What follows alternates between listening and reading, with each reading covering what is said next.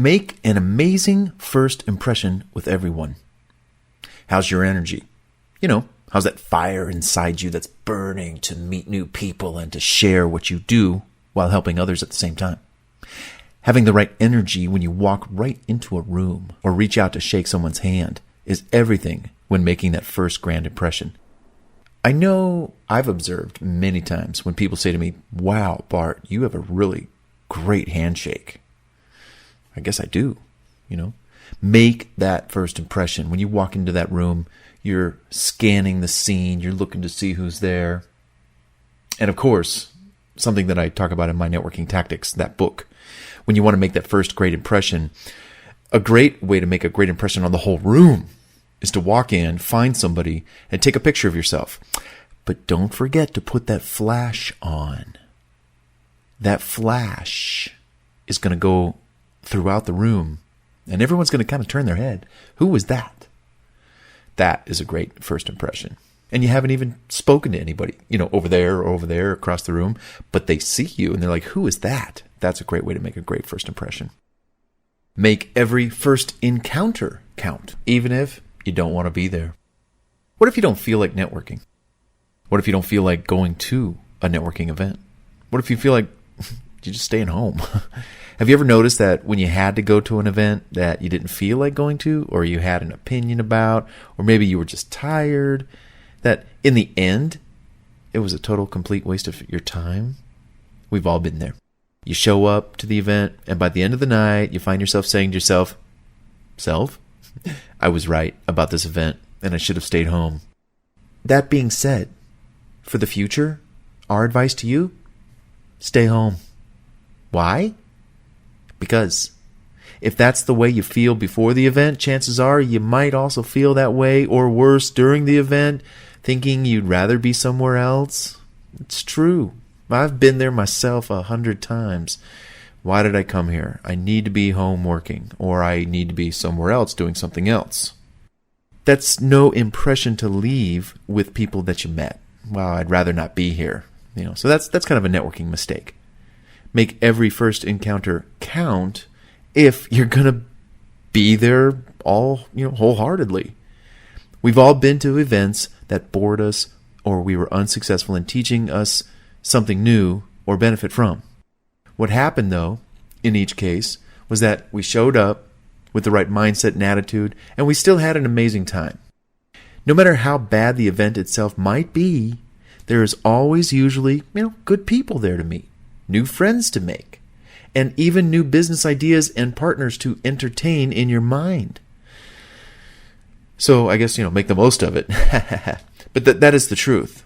The event may be boring, but there may be one person, or just being out of your zone, your work zone, somewhere different. As you are bored to tears, you actually might get a great idea for something.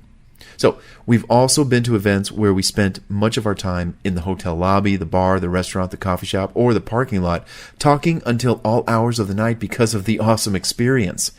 If you think about it, while you read this book or listen to the audio, we can attest that 80% of the people we know in our own business contacted us through networking.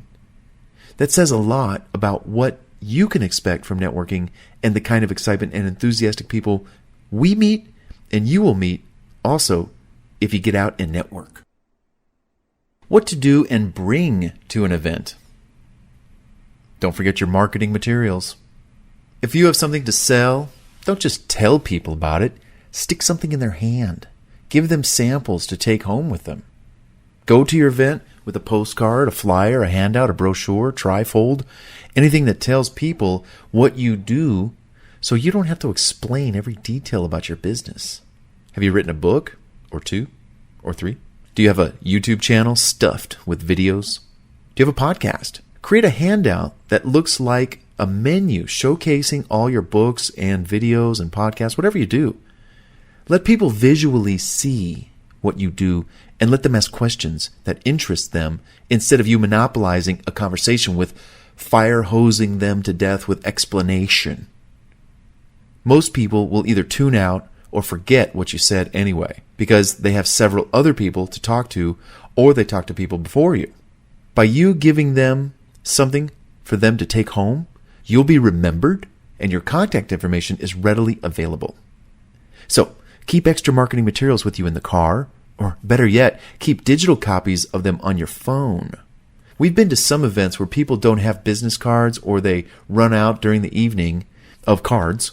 It happens. Just be prepared. But while we're on the subject of business cards, yes, there are some companies that offer free, cheaply made business cards. Choose wisely and opt to pay maybe an additional $5 to $15 to have them printed on quality cardstock. But, the point is, you want to make a good impression. Another good idea is to have business cards people can write on, such as on the back. You might go with a glossy front covering and then a matte finish on the back, which makes it easy to make notes, phone numbers, ideas. If someone is interested, simply get their email or their phone number and send it to them via email or text attachment. Done. This is actually a great way to save money on business cards. Now, if you're in a hurry, just get their phone number and text them. Once you text them tonight or tomorrow, you can say, hey, can you give me your email address? And then you get your email address in the text, and then you're set. Make a digital copy, keep things in your phone, and when someone asks for your card, you can say you're all out, but you'll send them a digital one. It has all the information. This is actually a really great idea. Instead of giving out a physical business card, make a business card and keep it digitally in your phone, maybe like a large JPEG. And then afterwards, or during, when you're talking to people, you can just send them via text or attachment or via email your business card, and it's digital. You never have to buy business cards again.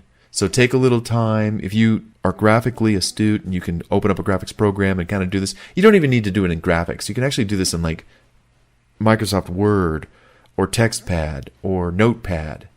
Okay? But keep all this information in a digital little image or something so that you can just email or text them as an attachment. That's your business card. That's your marketing materials. So you can even take, again, a high-res picture of your current business card for use with this idea. Just take a picture of the card. There you go. Or let other people take a picture of your business card. There's no need to design something new. Just take a picture of what you've currently got. For those of you who might have multiple events coming up, whether you're attending or conducting them, and you use marketing materials to announce your upcoming events, we like to create small postcards or flyers or handouts with a blank space or an area designated for the date and location. We'll then print labels to type the event time, date, and location in, and then which you can affix to these handouts. We might also list all our services and pricing and testimonials and website information, etc. Again, you're just wanting to have marketing material, something to give out to people. Oh, wow, thank you. They go home, they forgot about everybody else, but there's your flyer. Oh, hey, I remember that. I'll call that guy. So, naturally, as you hand out these materials, in exchange, get their business cards or other information so you can follow up with them. Be sure to ask if they have any questions, etc. at the time. Or, hey, I'll follow up with you later. Great. Always keep the momentum going. We actually talk more about this in part 3 after the networking event. You guessed it. It's about follow-up. Prepare to build your email list while you're at the networking event, or even at a workshop or a class or something that you're just a participant in. You're an attendee. Take clipboards with you that have paper on it, 3 columns on that paper, 1 column for the name, 1 column for the email, and 1 column for the telephone number in case you can't read their handwriting and you just give them a call. Like, hey, Joe, couldn't read your handwriting for this email address. Can I just verify? As you circulate and tell people what you do, you can ask them if they'd like to join your list right there on the spot.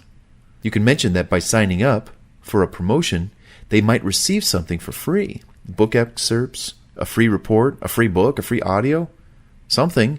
Just say, hey, you can join my list and I'm going to pick 1 or 2 or 3 winners and you're going to get a prize. And you can unsubscribe at any time. As one person in your circle is filling in their name and information, others will observe and generally chime in. If you do this at every event, you might be able to grow your list by 10 or 30 people per event. Networking just 3 times a month can generate 90 leads, plus or minus. That's pretty cool. Prepare to bring coupons, special offers, and other items to give away. Everybody wants to be a winner. You don't have to be conducting the event to invite people to join in on some fun with you. At your event, you might offer a free book or something in exchange for people's name and their email address. You can pick the winner at the event or when they get home. It's a great way to follow up with people. Hey, I'm just emailing everybody to say, great meeting you. And hey, the winner of the drawing was, and then give the name. Or you were one of the lucky 10 people who won one of my, and then tell them what they won. Be prepared to sell your books or other products and accept monies on the spot for them. If you have a tangible product to sell, something small or something that people can take home with them if you have it on you, or even if you have a service, don't show up without the subtle intentions of selling something. Not that you're going to be overtly obvious. You're not. You just never know. Make sure that you have a sample on hand. If you keep it in the car, bring it to the event. When you scope out the scene, you can always say, I have some product in the car. Let me run and get some to show you. That's if you do have it in the car. Go get it. But don't hesitate to carry the product with you. This is also a good idea to keep it with you, of course, because if you valet your car, well, your car is going to be disappeared into the night. You don't know where it is because valet parked it. So don't keep too much stuff in the car. Bring it with you. Even if you got to lug it around, it's okay. You're going to use it. It's going to be a great showcase for you. And you're there to conduct business. You're not there to breathe the fresh air. You're there to conduct business and to impress people with what you do. So bring it with you. I remember one time I went to an event. It was a Chamber of Commerce event in Newport Beach. And I went with a friend of mine. And I brought my books, and I brought cookies, and I brought a couple other things. Literally, I felt like I just got dropped off from the airport, like from Uber. Have you ever felt like that, where you show up at someone's house, or maybe you're home, and you've got all this luggage with you? And I walked right into this room, and everybody just had a drink in their hands. And I had what felt like to me 5 pieces of luggage. It was crazy. But by the end of the night, everybody was at my table, enjoying the cookies, and enjoying the library of books that I had on display on this table here while I enjoyed my drink. And everybody else had a good time. So don't be afraid to bring your stuff. Let your stuff do the talking for you. People respond better to visuals versus having to read marketing materials or just listen to you spout off about how great your thing is that you sell. If you're unable to provide samples of your products or services, don't miss the opportunity to get their information so you can send them samples. You can send them samples later via email or regular mail when they get back to their office, etc. Or at least more information based on their interest and their questions. Remember, don't sound scripted, like a telemarketer, but definitely have an overall idea and plan for what it is that you're going to say, highlighting the major points, but also allowing for the conversation to flow. Bottom line, don't show up without the means to sell product, and that means show up with order forms. Credit card readers, apps on your phone that can take credit cards instantly. I was at an event where somebody wanted to buy one of my books, and they said, can you take my credit card? I said, sure. Do I have to give it back? That's a joke. But actually, she said, yes, can I pay with credit card? And I said, sure, I have a reader on my phone. Let me go ahead and enter your credit card information in. Bam, you'll get a receipt. I get your money and rock and roll. So if you don't have those apps on your phone, come with an order form. Could be a half a page that lists all your products. Yeah, check this box. Okay, great. Fill in your name and number.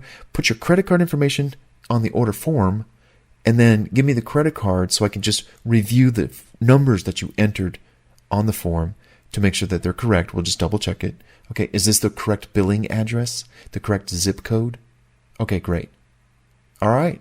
Hey, I think we're set. Well, thank you for purchasing my book or whatever they're buying. But you go home with some order forms to process when you get home. Enter those credit card numbers into your virtual terminal, and you made cash that night. Yeah.